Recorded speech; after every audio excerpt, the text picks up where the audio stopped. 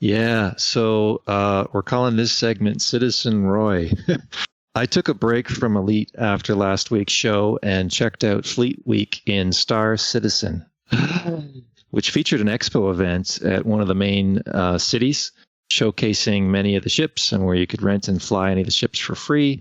There was also a tour of one of the largest ships in the game, complete with AI tour guides, which worked surprisingly well. I mean, I've always been curious about Star Citizen. I always thought that the potato I run couldn't handle it. We'll get to that. So a quick rundown here of, I was surprised at both what I found and what I didn't find. Here's some of the things I thought were good that turned out to be awesome. And honestly scratched a particular itch that Elite is kind of failing on at the moment. Ship interiors, they're captivating. They add to the immersion. Even with the dreaded extra walking, I didn't suffer from that. There's some ship review videos from a streamer, content creator called Morphologist, called an Architect Reviews, where he basically reviews over time various ships within the game. They're awesome. It really gave me a serious sort of The Pilot ship review vibes. I'd say planetary tech that I saw, and that's what you're seeing in this picture here. This is just a random one of the bodies I landed on. Walked out the back of my ship interior, standing on the ramp, and wow, that looks awesome. It was, it looked better than what I had hoped Elite would have, and it's better than certainly Elite has in its semi-broken planetary tech state is. I guess we'll see where it lands when that gets fixed. But Roy, yeah. Don't you get tired of walking around in your ship? No more tired than I do walking the length of my, cutter or anaconda at a dock in Odyssey as I walk to the, I have to walk the length of the ship anyway. And you know what? And you'll see this in these ship review videos from morphologists.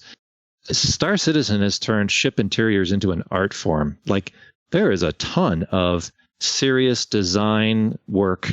I'm learning something about architecture from these reviews as well. They're just a joy to be in. Anyway, the in-game chat, I met some cool and helpful people. I ended up in prison after getting a crime stat, and that was actually a hell of a lot of fun. I also learned how to do on-foot mining while I was in prison to reduce my sentence. There were some things I thought that would be a pain in the game that actually weren't. So I ran into a few gameplay glitches. They weren't that big of a deal.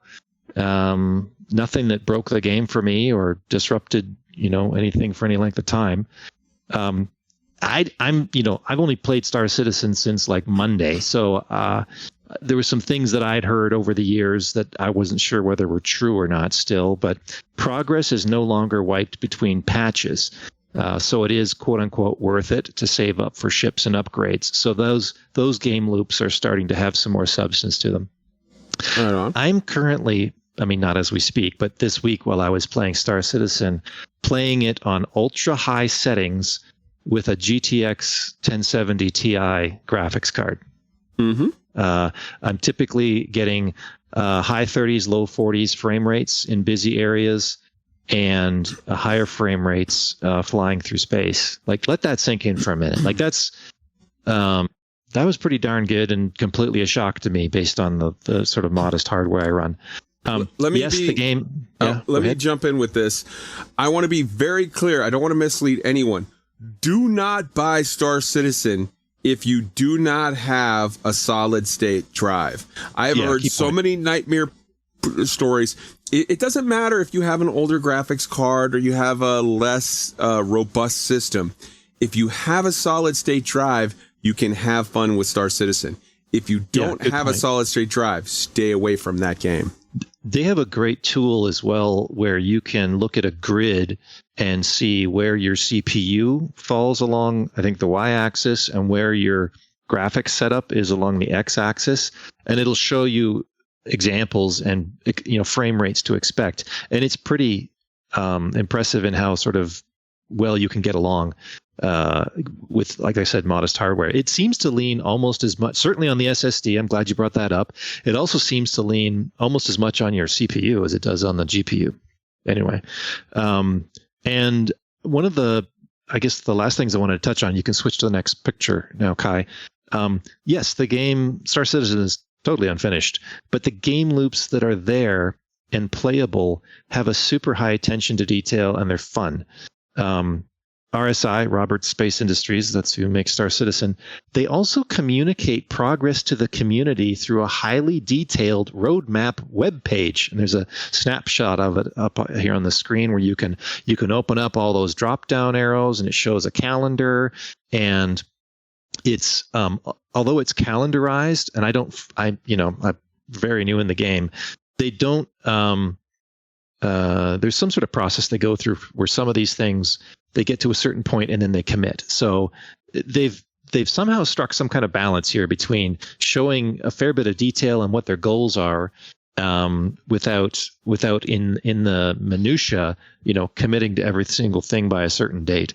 Yes, you can rail about why isn't it done yet and so forth, but here's my point. I had fun with it this week, even in the parts of it that are working, and it's exactly the parts that Elite doesn't have. So there's that. If you do want to try it out, go ahead. I think Wolf has a point about SSDs. Oh yeah, go ahead. Yeah. So the question I have immediately about SSDs, they come in two flavors. There's serial ATA, SATA, or an NVMe drive that is ever present directly on the PCIe bus. Is there any difference between those two, or is it just as long as you have an SSD and not a spinny drive, it's all good? Well, I've got no clue what you just said. I have an NVMe. So I don't have a test point yet for a regular SSD, but given that both of those, NVMEs are definitely faster than SSDs. Both of them are at least an order of magnitude faster than a hard drive. So, certainly. I was just curious if just going with the one order magnitude up was good enough.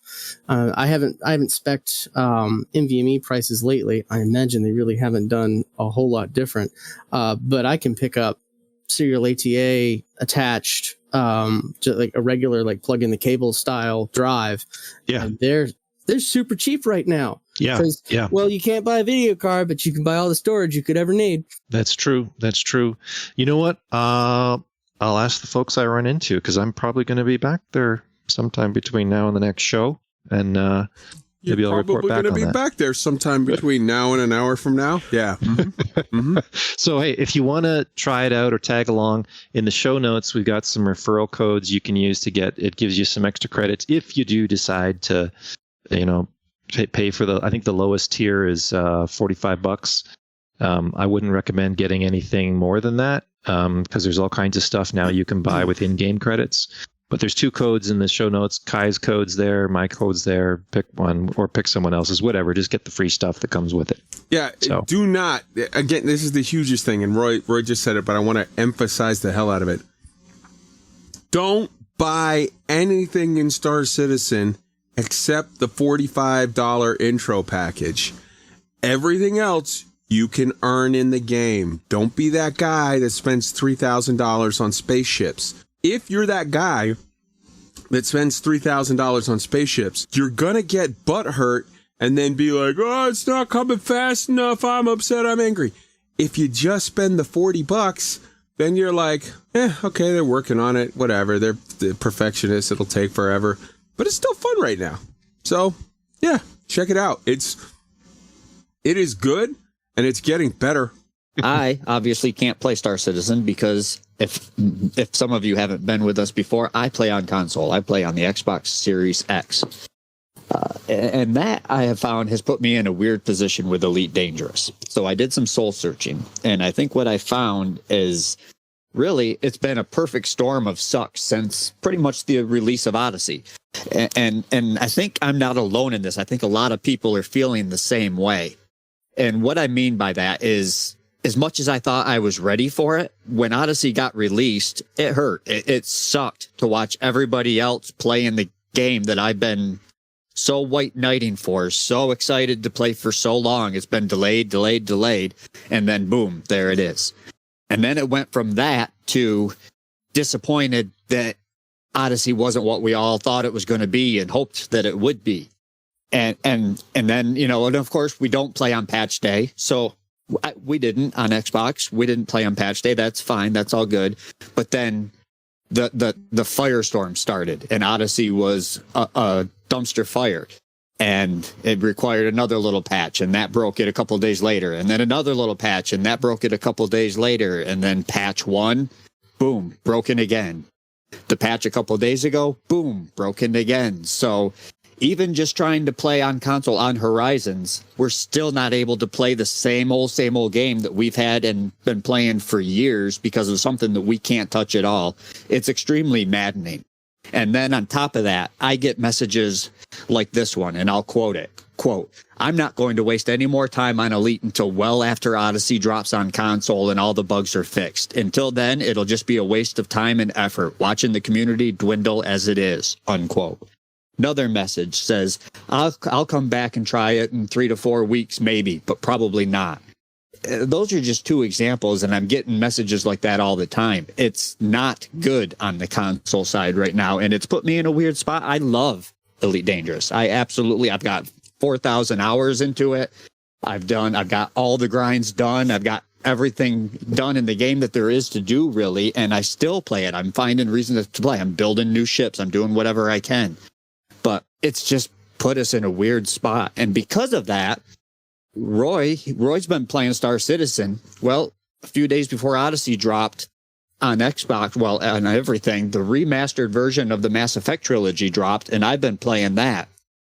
And I got to tell you, it's reinvigorated my love for my all-time favorite game, Mass Effect. If you guys don't know, not only is the story spectacular, one of the best sci-fi stories of any medium, but the gameplay in it, where you're making the choices that affect the story, that affect your choices from the first game to the second game to the third game.